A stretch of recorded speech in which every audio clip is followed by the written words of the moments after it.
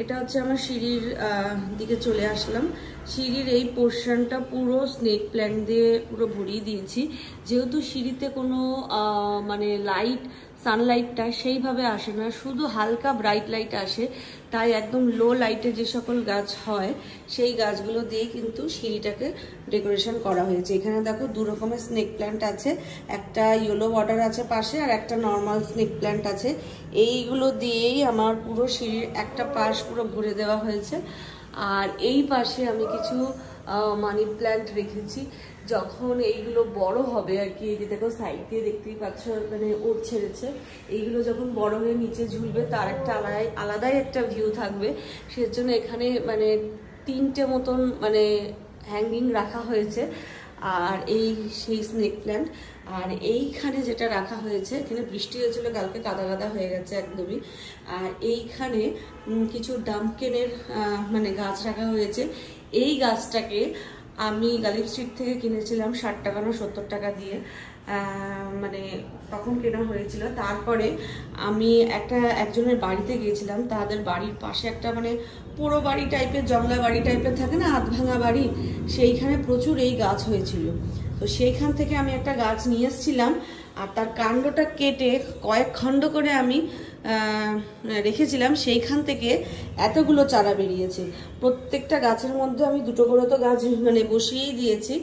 এই যেমন এইটাতে দেখো 2টো গাছ আছে, এইটাতে 2টো গাছ আছে, এরকম প্রচুর করে এগুলো মানে প্রায় আমি 10-12টা মতন এরকম গাছ বানিয়েছি।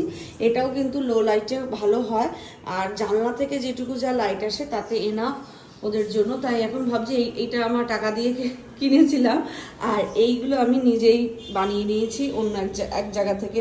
এটাও এক জায়গা থেকে আমি নিয়ে এসেছি। দুটো আমার তো মনে হয় ভ্যারাইটি এক হলেও পাতার মানে কি বলবো যে ছিটছিটে ব্যাপারটা একটু আলাদা, এটারও তাই, বাট হয়তো মানে গোত্রটা হয়তো এদের এক।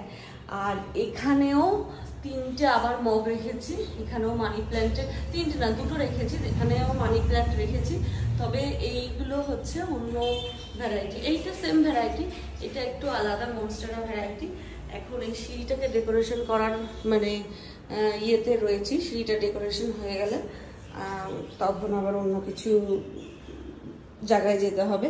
আর এইখানে হচ্ছে কি আমাদের সব ফটো, ছোটোবেলার ফটো, বাবা মার ফটো, একদম কম বয়সের ফটো, আমার ফটো, দিদির ফটো, আমাদের বাড়ির ডগি যেটা এখন আর নেই তাদের ফটো। আর ওপরেও অনেক গাছ আছে, এইগুলো আবার তোমাদের সাথে আবার পরে শেয়ার করবো। আর ছাদ বাগান তো আমার দেখেইছো, আবার তোমাদের সাথে ছাদ দেখাবো।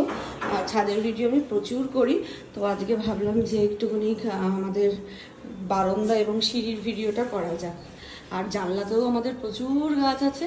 এটা আমার একটা স্টুডেন্ট আমাকে এঁকে দিয়েছিল, এটা আমার দিদি, এই যে মা বাবা দিদি, এটা হচ্ছে আমি, এটা হচ্ছে আমার ডগি, আর ওই যে। তো কেমন লাগলো ভিডিওটা তোমরা একটু কমেন্ট করে জানিও। চলো টাটা।